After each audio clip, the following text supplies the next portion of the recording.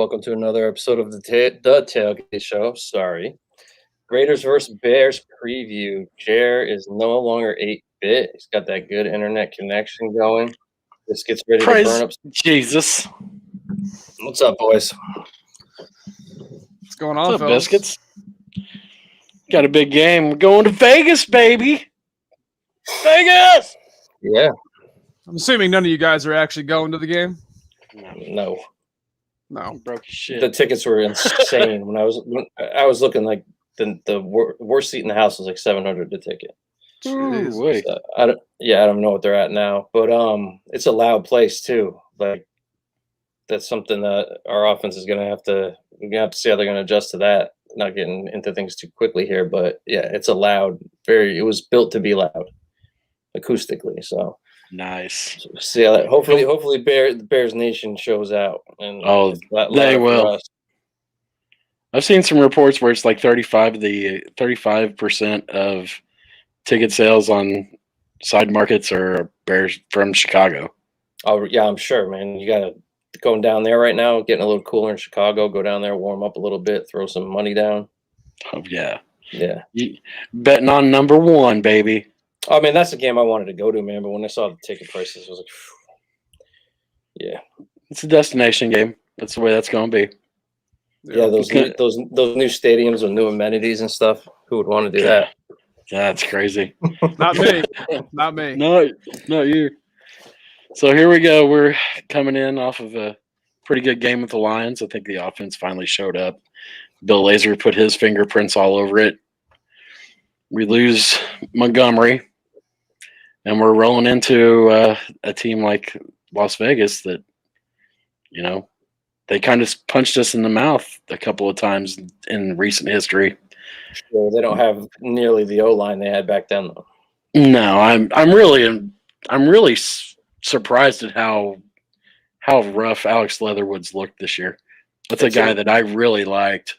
Yeah, rookie tackles tend to struggle to start. Just throwing that out there. In their natural positions, no less. Yeah, he'll be all right.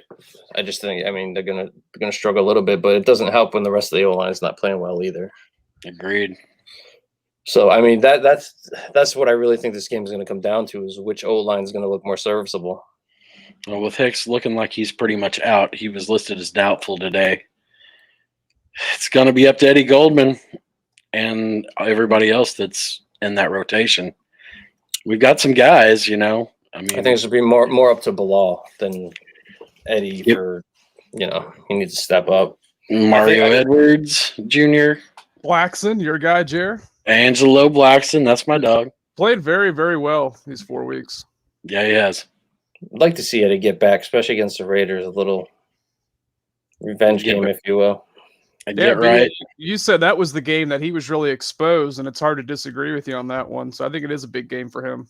Yeah, they were going low. They were going low on him when they played him in London, and that just kind of stuck in his head. He wasn't really lining up close. He was lining up off the line for like the game. The rest of the season.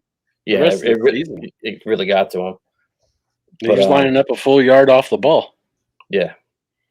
So hopefully Eddie's ready to get back to the form that we're used to seeing. But I don't know how much that will spell Hicks, because he's more of the middle and the 3-4.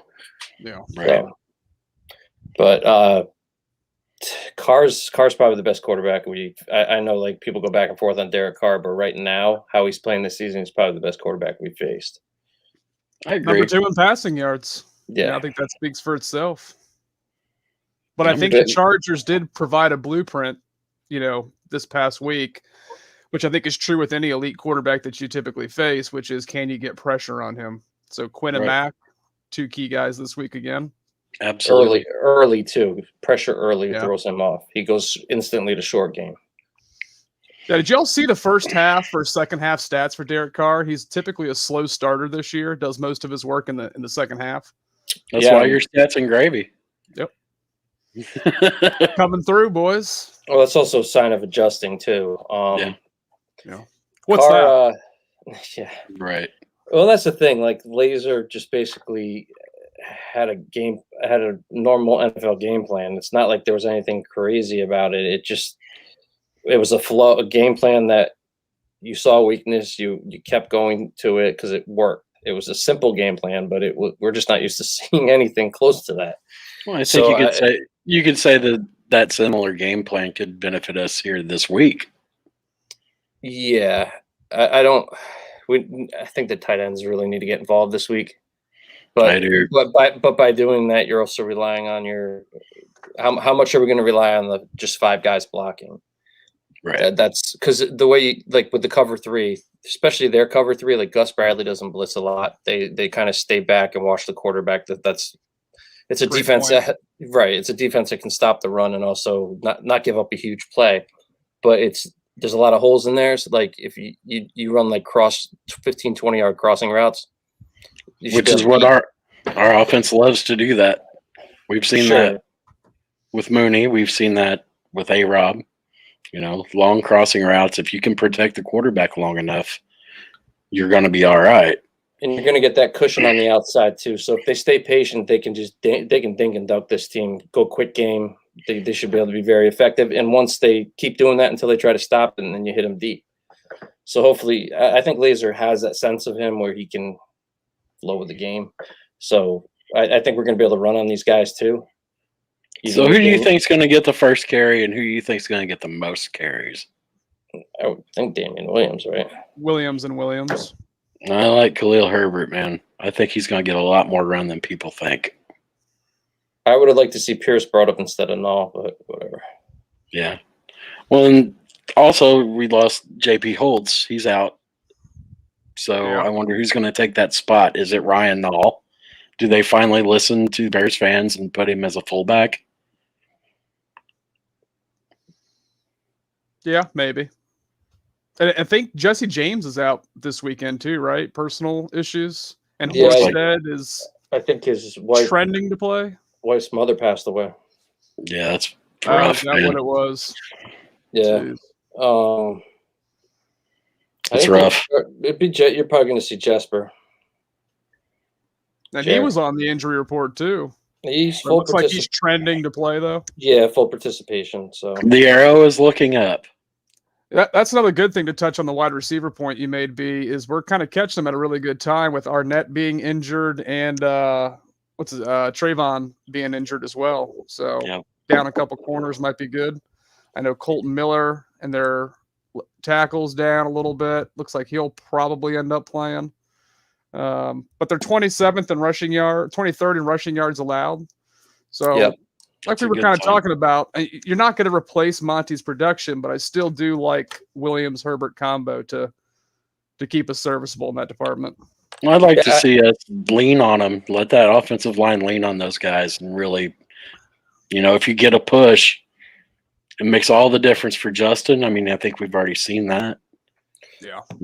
yeah, but I mean, you look at the rushing yards this team's given up, and they're not playing great running backs necessarily. But like, I think Lamar had like 86 yards against them rushing, and that's something you should see from Fields too, because their defensive ends overcommit constantly. Yeah. So Justin can get some running yards there, and I think every team they played, the Steelers they gave up 41 yards too, but like Chargers had 168 on them. I think the Dolphins were well over 100 on them too. So Right. they haven't given up a 300-yard passer yet, though. So maybe Justin's going to break that. Boy, that'd be nice. It'd be nice to see, wouldn't it? I don't pipe you in there, but yeah, it'd be nice to see. It'd be crazy. I couldn't imagine it. It'd be like, oh. I just don't know if our O-line's there yet to protect them to be able to do that. I will say that Big 71 looked pretty good last week. He got out on some reach blocks where he's pulling a little bit. He's moving good. We give him hell for being 39, but Peters looked good whenever he was pulling. Pause. I'm Major pause. Pulling Peters. Pulling Peters. All right. But he looked like he belonged. He looked like a functional left tackle instead of trying to cut block and then cut block again and miss like he did 2 weeks prior in Cleveland. And are you guys? I mean, I'm not really concerned with their rushing attack because Jacobs is just getting his feet under him again. It seems like Peyton Barber's out. I'm not really. There's nobody else I'm really concerned with there. Kenyon just- Drake, third down back, but that doesn't really worry me either. Right. So I think this is an attitude game for Las Vegas. I think they're going to come out running. That's though? just my, they don't have doesn't the matter. horses. It's my gut feeling. I feel like they're going to come out and try to establish the run to get your linemen relaxed and going forward. I could see it with Gruden. I think Wanting they're to gonna. control the tempo of the game. I could see that. I think they're going to Well, try to stress our secondary personally. Because Isn't that what they did in London? That's Yeah. exactly what they did in London. I mean, you could argue this team is a little bit different now than when we saw them the last time. I mean, they were True. definitely not near as proficient through the air as they are now. You look at that wide receiver corps, nobody really sticks out and scares you, but pretty underrated group. I know Ruggs is averaging 21.2 yards a catch. He's a burner. He's a guy. yeah, that's gonna they're on still the same test page. secondary. Yeah, they're on the Yeah. same page too. They Yeah. got a good chemistry going. Waller, of Darren- course. Waller's the one that Waller's a- scares me. Waller's a problem. I give his Yep. defense props. We did a hell of a job on Hawk last week. Pretty much took him out of the damn game. Yeah. You hit him with a combo of linebackers and nickel corners. Duke Shelley tips that ball early, but I also say that there's some QB quality that is probably a bigger problem there than Fair. what they have in Vegas. I think fair. Waller's tougher to shut down though. He's faster. I think Yeah. he's much faster. Yep. And I don't know. This is going to be kind of a hard game to pick, really. And Gruden's comments that just got leaked, I guess he sent an email, 10 years ago about the Morris Smith, but still, like 2 days before a game, how that resonates with the locker room. I don't know, man. I'm sure they know he's an asshole anyway because they work with him every day. But I don't think there's any breaking news there. you don't know how this You will don't be know. received. That's true. Being an asshole is one thing, but those types of racially insensitive remarks is a totally different ball game when most of your locker room is, going to be impacted by those comments. I do think it makes a difference. Now, how much of one is a different story. It's true. Okay, I could go with you on that. I can't imagine it being too much for something 10 years ago. I mean, shit. Most of those kids weren't even, they were probably 13, 14, saying stupid shit then. So I mean, I don't know. It's not how long ago the statement was. It's the type of person it takes to make that statement. Well said, B. There you go. See how that resonates with them. I don't know if that's. I don't know how they take that, and I don't know how he spends his way out of that either. So, going to be interesting to see. But yeah. Who are you man. looking to have a big game today, or big game versus Vegas? Who needs to have the biggest game? I'd like to start with your guy, Jer, and that's Jermaine Ifedi going up against Max Crosby, who is quietly leading the league in total pressures. His sack numbers aren't there, but that dude looks like he's shot out of a cannon all 4 games I've watched here on him. Really? That's going to be a big test for Ifedi. He's got to not overcommit like he did versus Cleveland. He overcommitted outside, gave up his inside shoulder, and you're done. You know what I'm saying? So hopefully the offensive line's on the same page. It looked like last week I feel like we had some calls, we did one of these and we're making audibles at the line, and it's the maturation of Justin Fields right before us a little bit, where he's seeing things and he's calling it out. That's going to be very, very huge. I think I think it's our whole O-line. I said it last week. I know it's kind of repetitive, but it's going to come down, like I said in the beginning of the show, it's going to come down to what O-line plays better. And our offensive line, if they're doing their job, the Raiders are in trouble. I agree. I think it's valid, B. Until they prove that they are not the biggest weakness along this offensive group, then, yeah, they have to be the key every week. You got Ngakoue, who's going to go up against Peters. You got Crosby on Ifedi. And they also have Solomon Thomas, who's quietly having a little resurgence year here. Carl Nassib playing really well. And like you said, they get pressure with that front 4. They don't have to blitz a whole lot. So offensive line, definitely. Yeah. And it's going to it's gonna be interesting to see how we try to shut Waller down. I mean, Roquan's gonna without having to worry about the run as much, though. I guess you could commit Roquan to him. Do you let Ogletree have a shot at him? I think that's asking a lot at this point in his career. Well, they're going to motion him into those situations, so both players have to be ready. Yeah, definitely. Yeah. I'd rather see Ogletree than Duke Shelley, put it that way. Duke Shelley, man, I don't know. I can't get a read on that guy. I would have just brought Snowden up and just stick him on him the whole game, but of course you would. I'm going to die on that Snowden hill, I guess. Yeah, you're going to die alone, I'm afraid. Well, they didn't protect him, but no one has sniped him off that squad. So yeah, no, I can't. I'm looking forward to hopefully seeing him get brought up because I think he has a lot of potential. But I've been wrong before. What about you, Biscuits? Are you all offensive line? Is that where you're going? Yeah, I mean, I think it's easy to point to Justin Fields once again to be the most dynamic player on this offense with David Montgomery being out, but it does all start up front because as we saw in Cleveland, Justin will not have a chance to be that playmaker we need if the offensive line does not give him a chance to throw. So, yeah, I'm rolling with B. The whole entire offensive line for me is really where it's going to have to start and end this week. I'm on the other side. The defensive line has to control their offensive line. Hit him early, hit him often. Hit him late, but hit Derek Carr. You got to hit him. I think if he makes a bad decision, if you can get him to make a bad decision and throw one to JJ or Duke Shelley, somebody, changes the whole game. You change the field position. Turnovers are going to be the key to this game, in my opinion. Interesting. So I marked down 2 keys that I think in this game, and it kind of ties into stats and gravy here a little bit. Stats and gravy. We're gonna have to get a drop for that.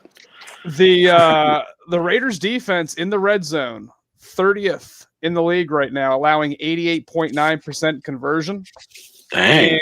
But where they're really, really good is on third down. And I noticed this watching the games back, went back, looked at the stats. 8th best on third down, only giving up 32.7% conversion rate. Pretty damn good. On the flip side, we are dead last on third down on offense this year, fellas. 28.9%. And we are 25th in red zone offense at 54.5. Now, how much of that changes now that Justin is the full-time starter, I think is a big test this weekend. So for me, it's red zone opportunities and third down, especially with Monty being out. We need to stay ahead of the chains. Can't be getting into these third and long situations. That goes back to the O-line, too. They always shoot themselves in the foot there. There's always like a false start or holding or something that always just comes up at the wrong time. They need to stay disciplined and just fight their asses off. So hopefully that happens. But, yeah, man, I mean, our offense has a lot of room for improvement. I just think that absolutely we're going to start seeing it if we give Justin – and you can say for any quarterback, so I guess it comes off a little generic, but he needs time. He's a rookie. They need to hold on for another half second. That's it. If they would have held on for a half second versus Cleveland, that game's different. Right, because then he can make that decision to just take off, and there's openings. So see what happens, man. I'm just excited that the weight's been lifted with Nagy. Basically, he finally came out and took that whole thing about somebody breathing down your neck with Fields and said, "We believe in you, kid. You're the guy going forward." And like I said, Jared, when we talked about it, I don't really care how it happened, who told him to say it. If that was the case, it happened, and that's what I saw people bitching about that right away on Twitter. It's like, just stop it. We got what we wanted. Just because you might not like the direction it took to get there, who cares? Exactly. But we didn't get your reaction to that, basically. So how were you feeling when you saw that announcement? You nailed it. I mean, first off, super excited because I do think Justin Fields does give this team the best chance to win. You've been saying it for a while, and that's no offense to Andy. Consummate professional. Hats off to you. $10 million backup. I'm fine with that.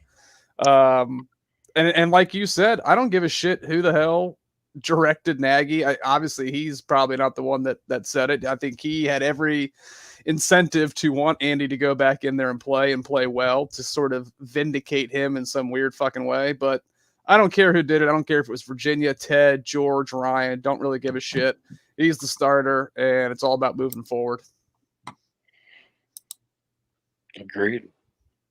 So about Andy Dalton, there's a team in the Great Northwest in Seattle. And South Florida and Pittsburgh. Whoa. I was ripped by AA, your co-host for this last show on Monday, for even suggesting this idea. Doesn't look like it he's was here a pipe right now. dream, AA. It was a fucking pipe dream. I'm Might not telling be. you. Do you make a deal for Dalton? Hell yes. Yes. What do you think you could get out of him? I don't think you're going to get a starter. I don't think you're getting any higher than a third, and even that feels really high to me. Yeah, that does feel high. You know, to me, if it's a fourth or a fifth, especially when you have a GM who seemingly can only hit fourth or fifth round picks, I'd pull the trigger on that immediately. Is Foles really that much of a huge drop off as a backup? No, but I think it depends, without knowing what goes on behind the scenes, who's got Justin's ear more, because you need that player presence there when you're a rookie. Players talk to players different. Like a coach talking to a player is one thing, but a guy that actually is in there in the trenches with you in a sense, practice, and it's just a different vibe. So whoever is the best mentor for Justin is out of the two of them is who I'd want to see stay here. Because I still think Foles has not much value, but you could trade him too. He's serviceable. So I whoever is more beneficial for Justin, I want to see stay here. Jer? I keep him. Really? I keep Dalton. Because of the nature of the game. You see how he just got injured running. Justin could very easily do that too. He's already hit his hand. He's in a hand splint already. I think you got to hold on to him. You got to hold on to him for the veterans in the room. Don't you put that on us, Jer. Don't you be saying that. I'm just saying. He's wearing a splint right now? He was wearing a splint last week, was he not? No, it was just taped up, I thought. Well, he was wearing a splint in practice. I do remember that. And gloves. I believe Jerry's right about that, actually. For a day of practice. I mean, he's already hit his hand on a helmet. Protect the asset, as you would say, Biscuits. I mean, you've got to protect it. You got to protect him for the teammates around him. Well, that's the thing. You trade Andy Dalton, you just bring back Tyler Bray. Oh, good Lord. Boom, we're in fucking good shape right there. Foles, Bray, Fields. Whew. He's like, no, fuck that. No, I mean, if there's, and I know this is probably like a stretch because most people probably aren't thinking this way, and I don't know if he's on a team, but just as a practice squad guy that I would try to develop as a. Oh, here we go. Jamie Newman, man. I think there he has been a hard on for him as a guy that you could develop into a solid backup. I think Geno Smith 2.0. He's bigger than Geno. He's got more arm talent than Geno. Whatever. I like the idea of having that developmental guy. It's just the on your squad has never been that. Ever. Right. On your practice squad is all I'm saying. Just to potentially have a solid backup. Yeah, but you can't really have a developmental guy when you're already trying to develop one. How many guys are you going to try to develop? Well, so all you do is develop one player at a time, Jay? Have you seen this is your first time as a Bears fan? Dude, I'm just saying, like, you're developing multiple people. You're not, I know, I'm just saying that at quarterback position, having two developmental guys is not easy. I mean, well, you don't really have to. Washington football team might be the last time that I've seen that, and that was with Cousins. Yep. But I mean, I think you have to look at it as a timeshare. How much time are you devoting to Fields as opposed to Jamie Newman? I don't think you're taking away a significant amount of time. Right. Newman. True. I mean, I wouldn't hate that idea at all. A guy with high physical upside with traits. Yeah, why not? As long as you've got somebody behind both of them, it doesn't have to be Foles.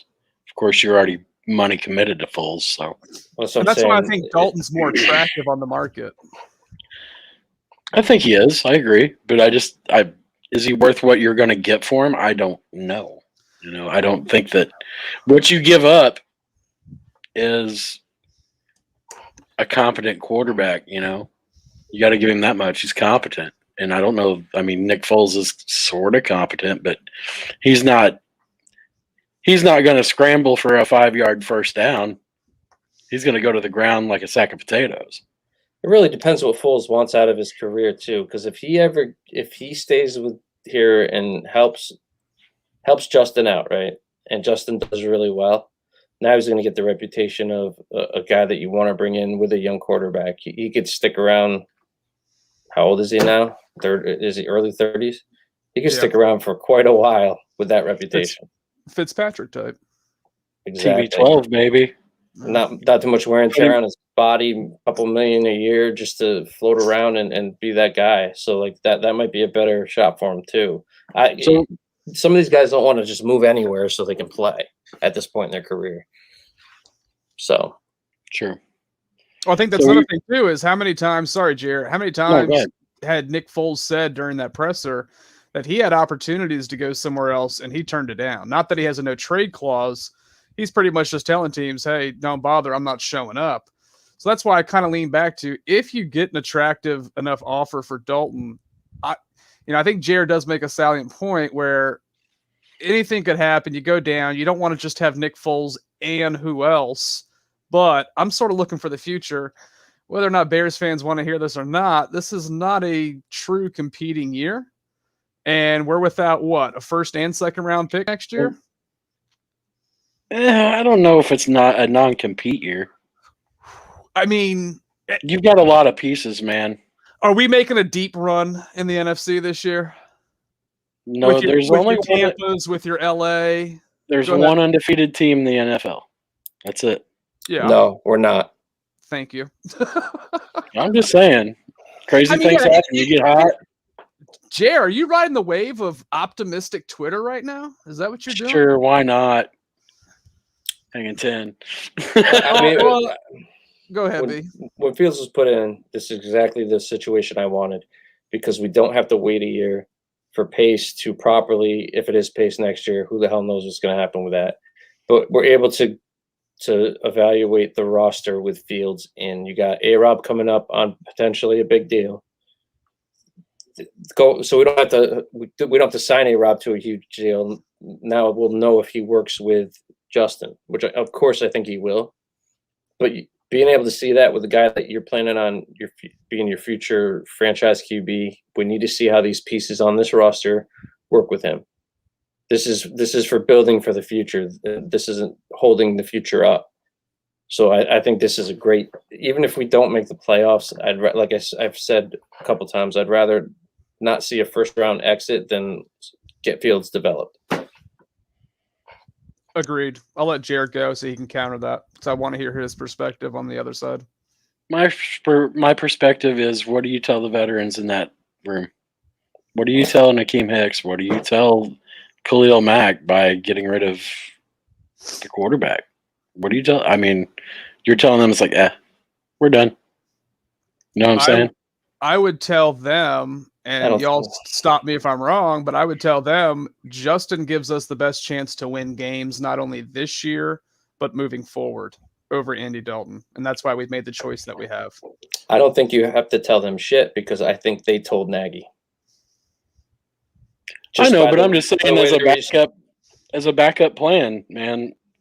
By the way they respond to this kid, by the way he's won this locker room over, Nagy told them, they told Nagy. That was part of the whole, we'll know when, Nagy kept saying, we'll know when he's ready.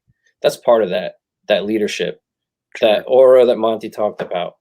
This guy, the players love this kid. You saw him with the defensive players during the game on the sideline. Like they're all in on him.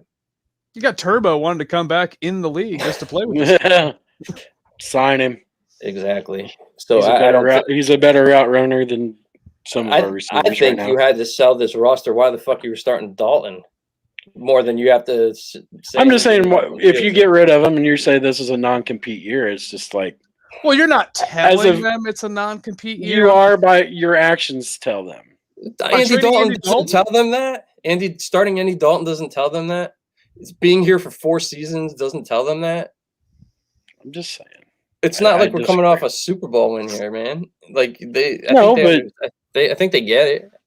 They want to win though too. I mean, if you get a guy that sure. goes down, and you're going to be like, oh well, we're going to trot out Nick Foles, get his wheelchair ready. Dalton chair. You act like there's a huge difference. Like Andy Dalton is at least mobile and gives your offensive line a chance. If he has to sit behind that offensive line, Nick Foles will die. Yeah, I mean, I think that's fair. I do think he is a little bit more mobile than Foles. I think he has that going for him, but it's we are off the rails. He was still throwing what 3.8 yards per attempt when he was. Oh here. yeah, man! I ain't lighting the world up. No, I'm not even claiming that. He went Brian Hoyer in the quick game, and everybody's like, "Oh, he's arrived." And when he did run, he pulled his knee. I mean, like I like Andy. I think you do make some good points, Jer. I think you do. I just don't think you're telling the locker room, "Hey, we're throwing in the towel because we got rid of the." No, I get you. I get your point too. No, if you can get anything for him, but I just don't think whatever you get in a trade won't be. I think value is a huge question too, right? Like if we're talking a 6th or 7th round pick, no, I'm probably rolling and keeping Andy at that point. But if someone if Seattle comes and blows your door off with a 3rd, that would be really hard to turn down, especially in a 3rd and a player next year. Yeah, I don't know if you're getting 3rd and a player, but yeah, I would take that for sure. 3rd and a player for Andy and a player. What other player? Now we're really getting off the rails here, fellas. Yeah, well, let's go for it. Well, I've seen the Allen Robinson scenario has played out. I've seen that. Expiring contract. Do they need one with Lockett and Metcalf, though? Not really. I mean, that would be a dirty 3 receiving core, though. But no, I want Metcalf in return for A-Rob and Dalton. What if I could get you... B, what are you smoking? Let me pass that shit over here, man. What if I could get you Jamal Adams? Jamal Adams in a 3rd for Dalton and Robinson. Are we talking about this? Yeah, we're talking about it. I'm pulling that trigger. Even though I do have fears that Jamal Adams and Bojack would not really mesh all too well. But I'd take it. There you go. All right, now we went. Well, I want to throw a question. Rail there. I want to throw a question around to you guys. Who do you think gives you a more dynamic, harder to deal with situation on the field, Dalton or Fields? Fields by far. Agreed. No question. Then how the hell do you have to sell that to the roster, dude? Like, how does Nagy really have to sell that? Okay. I'm with you, man. I'm with you. As soon as he announced that, I'm sure dudes were hyped. Oh, I'm sure they were too. I'm not saying that was like, oh God, it's Andy. I'm just saying it's like as a backup plan, I think guys would be like, hey, let's make sure we keep Andy. I think Foles is pretty damn respected in that locker room. When that report came out that he was one of the first guys to stand up and give Matt Nagy the business about what was going on with this offense, I think Nick Foles carries a lot of big weight, pause in that locker room. Probably wears his Super Bowl ring around his, like, connected to his necklace, just whips it out when needed. Oh, hold on. Here's my MVP trophy. Yeah. You want to go see? I agree with you. You know, I think if the value is not there, I can definitely see Jared's point about, you know, what can go wrong will go wrong. And certainly I would probably feel better about Dalton behind this line than Foles. So I think that's fair. I'd be ill if it was Foles. I'd just be like, oh God, we're done. I'm going to be interested to see how, because Justin's going to have to, for a rookie playing against the cover 3 where they're sitting back and reading you. I'm really interested to see how mature Justin is, because I think patient. Yeah, It's going to be a test for him, Yeah, it is. Big test. especially with Now we're back. We're back. Well, no, the crowd noise and the way our O line's been playing, like that's a whole nother layer to this. So I'm just really excited to see where he's at. Watch him get better every week, and I think we're going to see that because it's all about him, man. That going forward, and I've been waiting for this freaking a long ass time. So I'm excited. It's all about Fields. Do you have any player predictions for the game today? Or today? Why do I keep saying today? Fuck, it's Sunday. I'll let B take that one first. Yeah, so Fields 285 yards passing, 2 touchdowns, no picks, and 80 yards rushing. Ooh. Ooh. He puts up that stat line. I think we have a W here, boys, on Sunday. It seems to be like that might be where he's headed. I'm going to go with 265, 1 touchdown, 0 picks, 65 yards rushing with a rushing touchdown to boot. So these are just Fields predictions, right? Just Fields. No, you said one player, so I just Okay. Khalil Herbert breaks 75 yards and gets a touchdown. Ooh. really. So you think he's going to get the majority share over Damian? Yes. Interesting.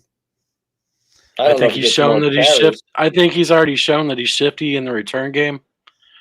Now, whether he can take the beating of being a bell cow back, that's the question. But I have full faith in Khalil Herbert.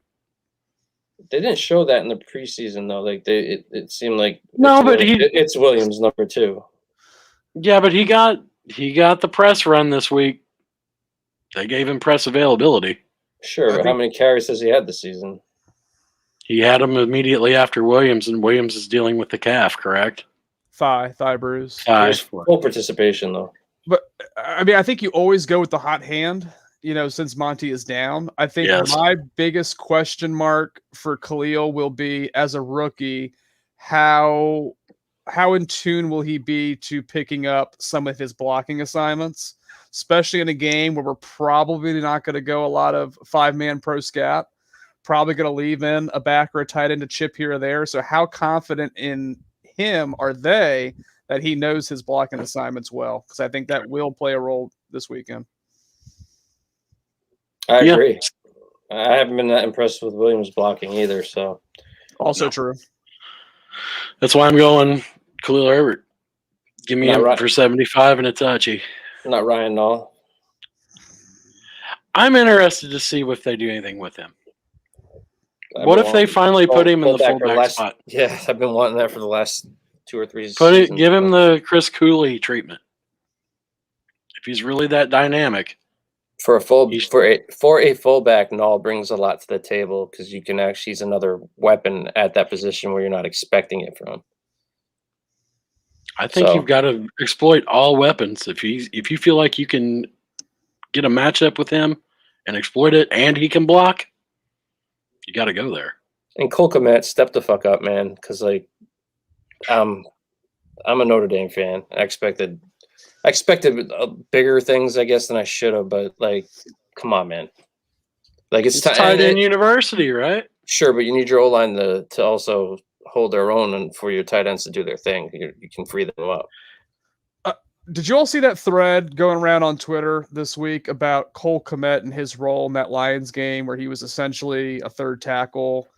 They didn't ask him to go out a whole lot on routes. Well, we'll be through it, 17 times? Yeah. So, and I think he only went out on 5 or 6 different routes. I mean, most of the times he was used as an extra blocker.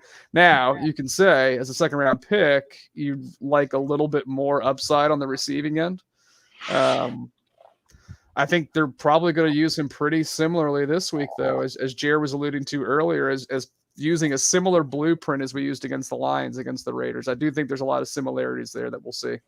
And the thing is, Brian Kelly used him kind of like they used Graham, too. And we're not seeing Nagy do any of that. So, yes, Cole is a solid blocker. I don't know if he ever, I expected him to be primarily a blocking tight end. Agreed. So the fact that Graham is so bad at what he does, and he got a little more mixed up with it. He got his hands dirty a little bit last week, but it's just he's trying to learn that side of it more too, and I think that takes away from him blossoming as in the receiving game in the NFL at NFL speed. So hopefully, after all this, we're going to see a well-rounded tight end that is going to be a solid blocker, even if it's like a Kels. No, he's never going to be that type. But like that was a controversy on Twitter this week too about where his floor and ceiling is. Even if he's Rudolph, I'll be happy. I would be very happy with the Kyle Rudolph. Yep. He had a solid 4 or 5 year stretch there. I'm trying to think of the best. Well, the best tight end we ever had was Greg Olson, at least in our lifetime. Thanks, Mike Martz. Yeah, he can't block though, right? It's got no use for a tight end. Marty Soros had a couple of years there though too. Yeah, I would still say Greg Olson over Martellus, but yeah, those are probably the two best that we've seen in our lifetime. I mean, I don't know where. Sorry, Des Clark, very underrated. Yeah, Des Clark. You know, now if you could get a guy, if you could turn him somehow into a Desmond Clark type, I'd be stoked with that. Where he makes big catches. He'll be better. I'm just saying, Des Clark was a dog. He'd block, and then he'd sneak out, and then, oh, well, why does Desmond Clark have 75 yards receiving? It's another position that under Nagy we really haven't been able to get. You're right. The offense hasn't been right. Now, Bill Lazor gets his hands on it. Let's see what happens. This is a real test for Lazor, too. Yeah. It's the Laser Show. Agreed. Pew, pew. In Vegas. So what do we got, guys? Oh, you got to have the did you see that you have to download the Clear app? Yep. I guess, and you have to be fully vaccinated to go even into the stadium. Yeah, I think they're one of 4 teams doing it this year, which is Vegas makes sense for Vegas in my opinion. So Jay, of course, Jay's not getting in then. Is what you're saying? No, doesn't look like it. Doesn't look like Jay's gonna make it. Well, I think it's smart. Agreed. I think more teams should go to it. Of all the things you can catch in Vegas, don't catch COVID. Pause. There's joke overload. I had so many different ways I could have went with that one. I just couldn't get one out. That's what she said. All right. Bold predictions. Bold or score predictions? Bold score predictions. Biscuits, you're first. I'm first, huh? Because you're going to piss on all of our happiness. Yeah, unfortunately I am. I have Raiders. I was pretty close last week. What did I say? 23-20, and it ended up being 24-14. So I had at least cracking the 20 mark. I have he's got it wrote down. Yeah, I have he's checking his notes. Raiders 24. Oh, 24 again. Bears 21. In a nail biter. Last second field goal? Actually, I have it as a last second Derek Carr touchdown in the 4th. With very little time for Fields left in the game to drive us down and work his magic. And I hope to be wrong, boys. All right. I got 31-17 Bears. Whoa. Whoa. He believes in the magic of Uno. Whoa. Yeah. I just think our defense is going to ball out. I don't know how exactly. I can't give you a prediction on how the 31 is going to happen, but with Monty being out, I love it. Hey, Fields, man. Well, my prediction is not going to be that good. I think the Raiders win. Whoa. I think it's about 27-17. Although I will say last week the Bears put 3 legit offensive drives together for touchdowns, something they haven't done. Will that consistency continue? If you can get that and you can maybe get a turnover or two, the game could flip, but 31-17 Raiders.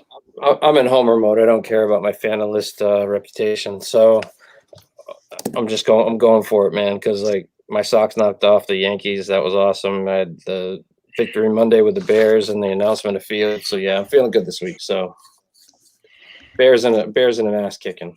All right, I like it. So B just essentially said to you and me, Jer, that our fandom is in total question this week.